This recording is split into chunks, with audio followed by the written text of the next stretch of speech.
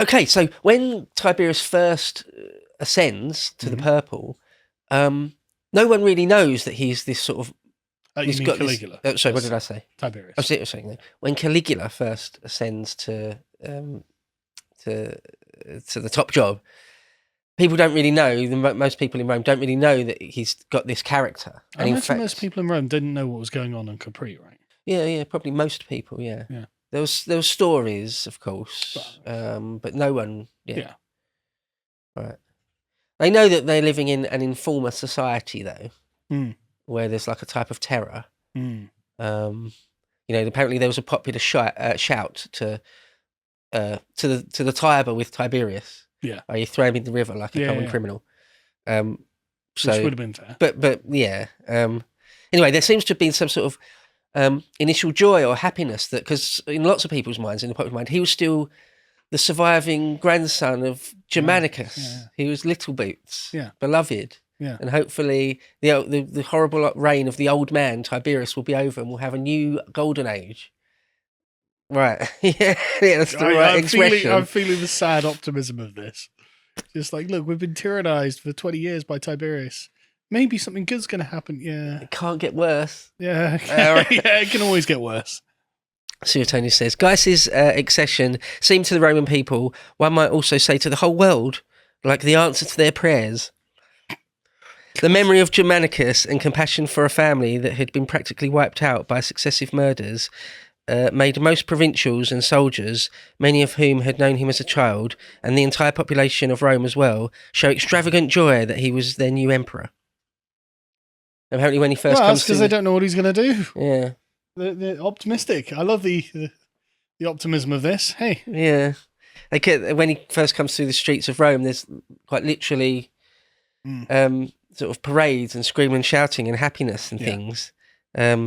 Tom Holland, the great Tom Holland, in his book Dynasty, said, after the long winter of Tiberius's old age, spring, it seemed, had come at last. Yeah. And to begin with, he didn't just sort of start murdering and raping people straight away. Yeah. Like on the first day. So, and in fact did a few sort of good things, sort of legally. Just to begin with, so the first thing he said, we're going to not have the whole informer society that Tiberius has. We're just doing away with all of that. Oh, well, that is good. And all the records we've got on everyone, I'm just going to burn them without looking at them. Oh, well, okay. I can see why people would be mildly optimistic on his first day in office. And even all the people that we know are informers, I'm not even going to have sort of counter trials against you. We're just going to drop everything. That's wise. Right. It's actually a good move. Oh, yeah. That's the right thing to do. Yeah. And he made a show of burning all the records.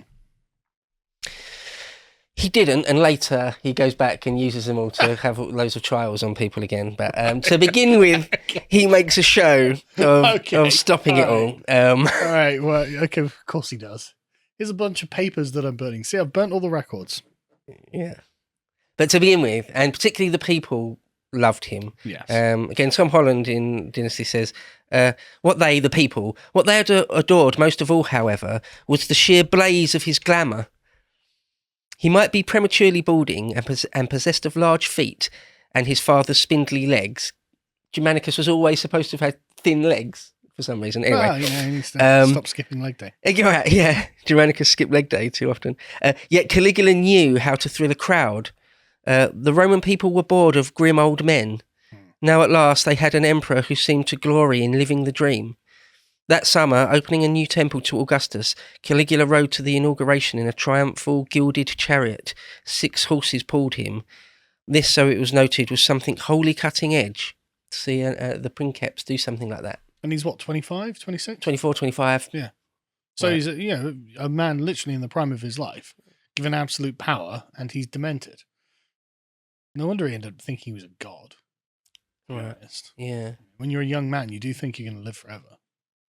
Yeah. And this idea of having completely unchecked power. Very few men in history that doesn't go to your head eventually. Very few times does that not go horribly wrong. Right. Yeah. And if anything, you're sort of encouraged to to explore the limits of it as well in some way. They don't really want you to start doing massacres and rapes and things, but in a sense, the option's always there. You in a sense, you are encouraged to act the autocrat. They need you to be the undisputed princeps. That's what the state sort of needs. And most people who got absolute power weren't tortured, and in the way that Caligula was either. Like, I mean, you can think of some terrible autocrats, but most of them aren't nearly as bad as like Tiberius or Caligula. Like, these are genuine exceptions. Like, these, you know, like they murder people, obviously, but usually these things are political. Yeah. It's that thing where Nero's another great example, where you just realise, oh, I can actually do anything in the immediate. Anyone I see, I can just point to, and they'll have their throat cut. And now, if that appeals to you, if you like that, if you get off on that, and you do it a few times, and you realise no one's stopping me. No one's stopping me. In fact, I've got an entourage around me that will encourage me to do stuff like that. Yeah. And it gets out of hand. It's horrible. It's really horrible. He loved the circus. One of the things Caligula did is sort of try and cut out the senatorial class or even the knightly class, the equites, and just have some sort of relationship directly with the people. Again, very Nero-esque. And he thought of himself as having a connection with the people, and he did that through sort of popular games, because Tiberius hated games, right? And like hardly spent any money on games. He thought it was below him, below the state. It was gladiatorial games and chariot racing was a bit gross. It wasn't dignified, but Caligula loved it. It's good fun, and even got involved himself a little bit. Not to the extent of Commodus, I assume. No, not quite. But Tom Holland says the proprieties that his great-grandfather Augustus had been so anxious to uphold were to the youthful princeps things to be mocked, subverted, undermined. Far from veiling his own supremacy, he delighted in flaunting it, which just seems to be sort of perfectly the case. Don't know why I'm put in mind of like a Zoomer Hitler.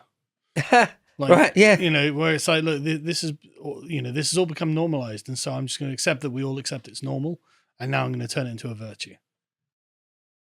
You know, at least before in previous generations, it was considered shameful, right? And so there was something to hide. Oh no, that is wrong. But once you've been raised in the empire, you don't remember a time before it. Right. It's always been this way. What are you talking about? This is the way the reality is. And I'm just going to lean into it, and you're going to accept it because you live in this reality, and you've already consented. Great point. Yeah, great point. Well, people like Sulla and Pompey, there weren't any people like that anymore. Yeah, that's gone now. Yeah. Even Caesar was, bashful about what he was doing. I'm not going to murder everyone. We're going to get the Republic back, guys. But no. I'm the emperor here. And you all know I'm the emperor. Everyone accepts this. The people are cheering. Yeah, absolutely right. In fact, let me just quickly find, there's a perfect quote from Tom Holland that says that. That he says that Caligula is being honest. Yeah, right, okay, got it. That there's that what Augustus did and what Tiberius did was very hypocritical. There's a hypocrisy there. You are an autocrat, you are a king in all but name, but you're pretending to be a princeps. You're pretending to be merely the first citizen. It's a lie. Yeah, you're perpetuating this lie. Well, Caligula wouldn't do that. Oh, I'm an honest emperor, me. Tom Holland says, to begin with, about Tiberius. Tiberius was supposed to have said to Caligula, "Make your priorities your own pleasure and security, for they all detest you." The senatorial class, they all detest you.